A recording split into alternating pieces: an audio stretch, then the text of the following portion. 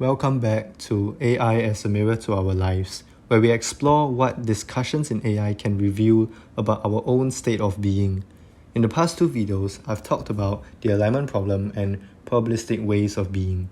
This is the final video of the series, and in this video, I'll be talking about the nature of our phenomenal experience. There's been quite some discussion about whether AI behaves like stochastic parrots, but before we go any further, just a quick heads up. The main discussion in this video isn't really about whether AI is actually a stochastic parrot, but more on that later. First, back to what stochastic parrots mean. To call AI a stochastic parrot means that the AI can output sentences, for example, I really love you, even without having any human-like knowledge of what this love means.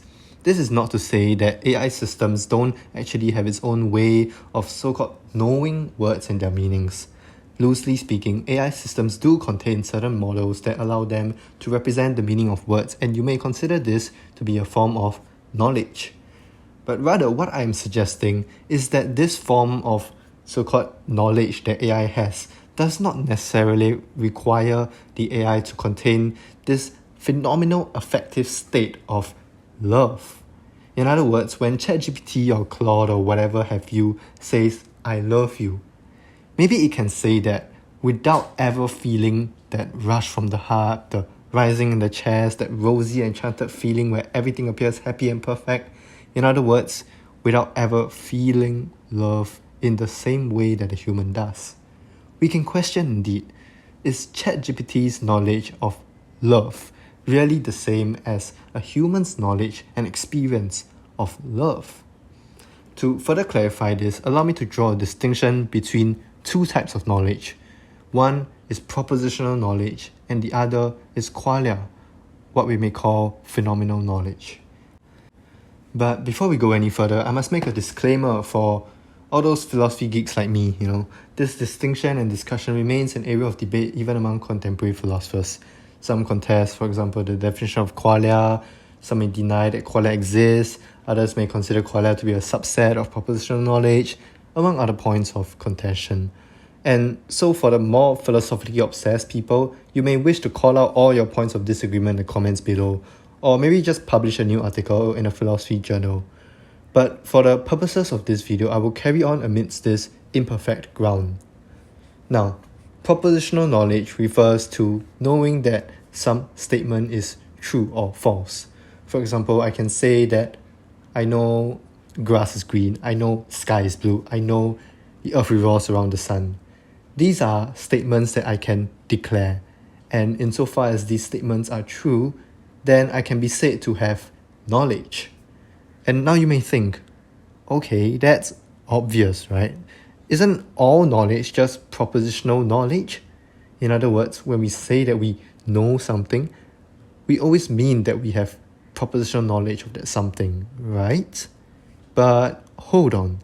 Consider the famous philosophical thought experiment of Mary's room.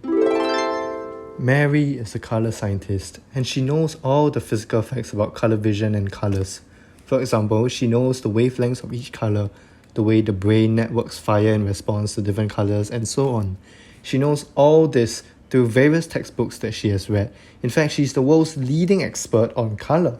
You could say that Mary has complete propositional knowledge related to colors. But there's a catch.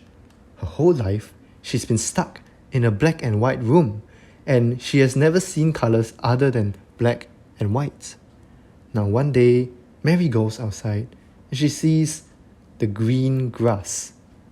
And then Mary says, so this is what it's like to experience green. Now I'm quite convinced that in that moment when Mary steps out and sees for the first time in her life the green of the grass, that she learns something new about the color green. But if Mary had already known every statement, every piece of propositional knowledge related to the color green, then how is it possible that Mary can still learn something new? One way of answering this is by proposing that there are other types of knowledge beyond propositional knowledge, such that even if you have complete propositional knowledge about a topic, there is still some knowledge about this topic that you do not yet have. One such type of knowledge is qualia, or what I'll call phenomenal knowledge. It refers, for example, to seeing the color green and knowing how it's like to experience green. The Stanford Encyclopedia of Philosophy writes that qualia is a form of phenomenal character, sometimes defined more strictly as intrinsic properties of experiences that are also ineffable, non-physical, and given to their subjects incorrigibly and without the possibility of error. This can include, for example, hearing a loud trumpet, smelling the sea air, handling a piece of fur, feeling an itch, feeling pain, stomach aches, running without any air left in your lungs, feelings of love, lust, regret, depression, calm, misery, many things. So that's qualia, or phenomenal knowledge. Now, bring this discussion back to AI. There are two levels to this. Firstly, we see that AI may be able to exhibit immense amounts of propositional knowledge, like grass is green, love is enchanting, and so on. But does that mean that the AI also has the relevant phenomenal knowledge alongside this? For example, does it mean that AI knows what it feels like to experience green or to experience enchantment? Well, maybe not. Or in fact, maybe AI either now or in the future does have some form of phenomenal experience indeed. Maybe it really can experience that feeling of enchantment and love the same way that we humans do. But that's not actually the point of this video essay, as I alluded to earlier, because there is something, in my opinion, even more pressing and urgent to us than whether or not AI can actually experience phenomenal knowledge. And this leads me to the second level.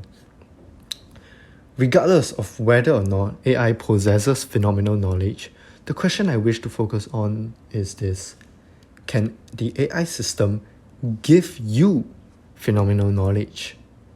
Because here's another thing about phenomenal knowledge that I think makes it a little different from propositional knowledge. Propositional knowledge can be in a way so-called transferred from one person to another. I can learn, for example, that the grass is green by listening to what my teacher says, or reading a textbook, or even by asking ChatGPT and Claude. But phenomenal knowledge, in my opinion, cannot be transferred to you. Nobody can see it for you. No, you have to go and experience it for yourself, firsthand. So here's a personal example. I'm actually red-green colorblind, red-green color deficient, which means that I can't really differentiate between what you, like normal sighted people may call green and red. In a rainbow, for example, I used to think that it only contained two colors because I only saw in the rainbow two colors. I used to think that having 7 colors in a rainbow is somewhat like unicorns, right? Just a fantastical exaggeration of real life. So people can tell me how their experience of green, of seeing green, is like it's, for example, calming, peaceful, whatever. But at the same time, people can say all that, and yet they can't really tell me how the experience of green really is. Because these things are an experience, not a proposition. Nobody can walk it for you. No, you have to experience it for yourself. And you can consider other examples of this too, right? From the experience of green, seeing green, to tasting durian, to tearing your ACL and meniscus and Achilles, so and so. So applying this now to our lives, ChatGPT, Claude, LLMs, they can give us great amounts of propositional knowledge, perhaps more so than any single human alive today. You ask it anything, it gives you an answer. But despite all that it can give, it still can't give us one thing at least: the direct first-hand experience itself, the phenomenal knowledge itself. To be sure, AI can help to facilitate our understanding of phenomenal knowledge. For example, let's say we ask AI how it's like to feel anxiety. And AI tells us, you'll feel as though you can't plant both feet firmly on the ground for more than 2 minutes. or your breathing will become shallower. These observations can give us frameworks through which we can assess our experience and it can help to prime us to pay more attention to these bodily reactions or mental pulls, and it can allow us to become more attuned to, or perhaps even directly aware of, how it feels to be anxious. And as previously mentioned as well, some philosophers may also suggest that a sufficiently thick description can in fact help us to approximate the phenomenal experience, phenomenal knowledge. But the worry, nonetheless, is that the opportunity of direct experience itself is something we often run away from.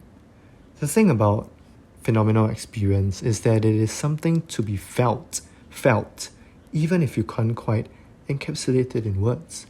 I can try to say, or an AI can tell me, for example, that the feeling of anxiety is when you feel a tightening of your whole body and you feel a need to act at this very instant, and there's a rising feeling in the chest eating you up.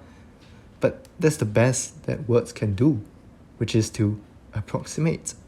You could go on, but the description always falls short of direct experience. As they say, the map is not the terrain, the finger is not the moon.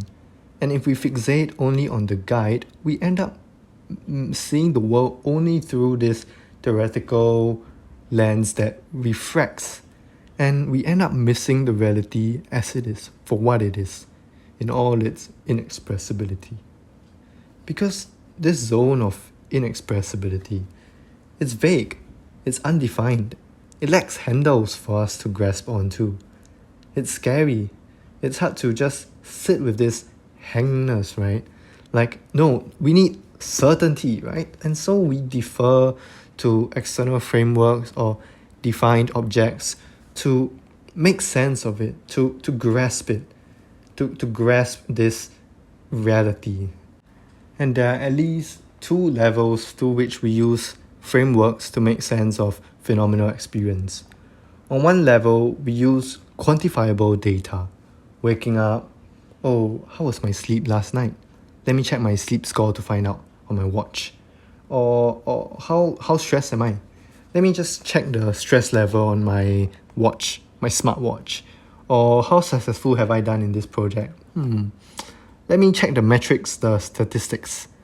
These terms, these data points, they are certain, they appear objective, they appear grounded in facts.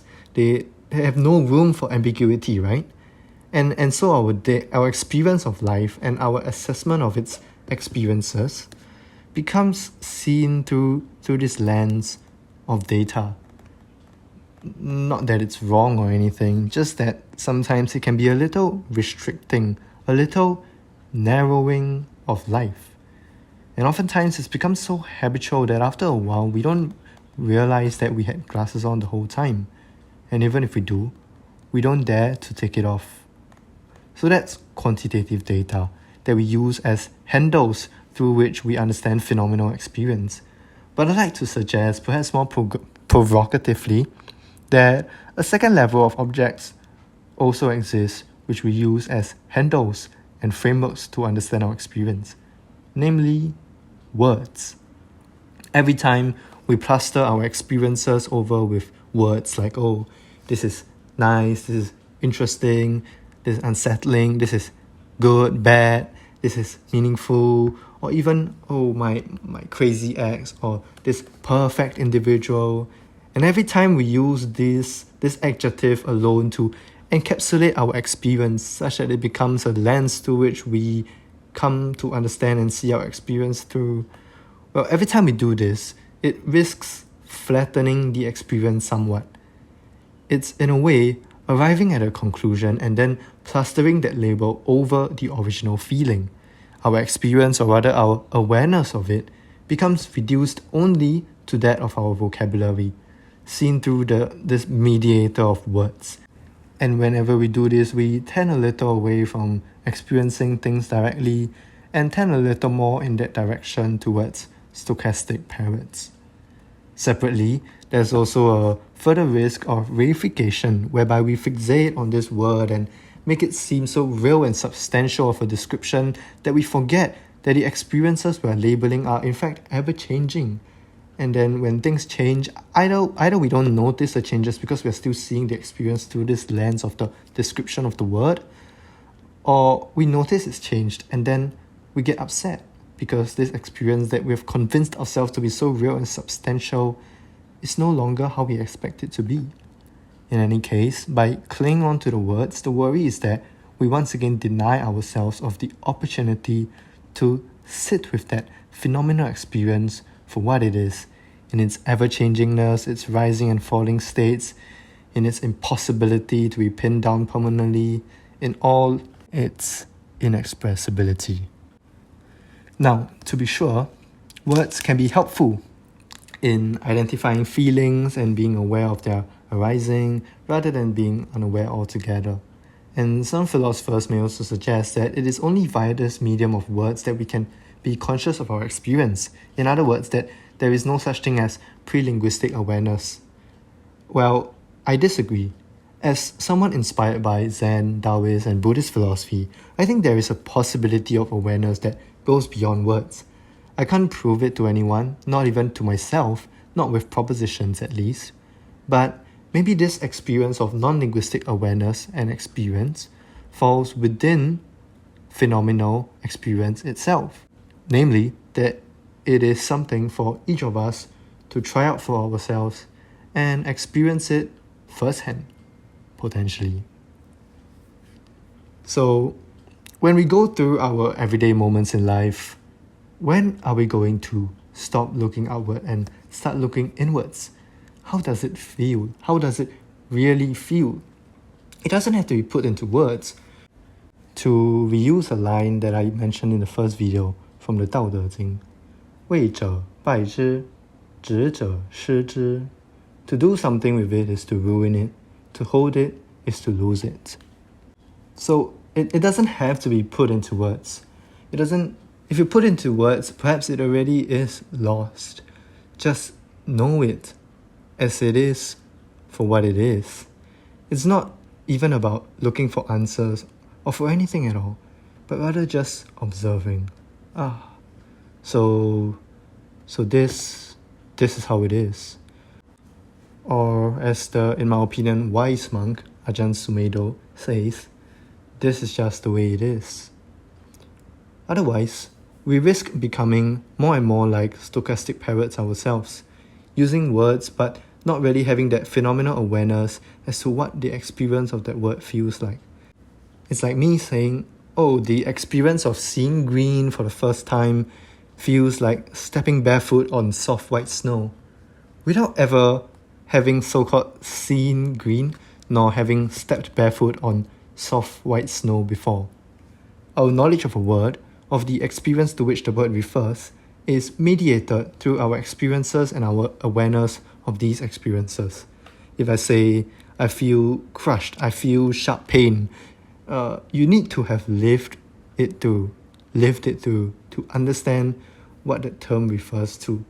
Otherwise, this depth of knowledge remains shallow and more propositional than phenomenal. So, in conclusion, while AI can give us a lot of propositional knowledge, there remains at least some fundamental part of life that cannot be given to us. It is for us to know for ourselves, to experience for ourselves. And you may think, well, what more am I supposed to do? Am I not already living life, already within the experience of every moment? Well, yeah. And maybe it's not like I'm supposed to do this, I'm not supposed to do that. No. Maybe it's an attitude, an openness, an opening of the heart to say, whatever happens, whatever comes, even if I can't express it in words, can't pin it down with conceptual labels, even if it is uncertain and I can't make sense of it, well, let it be.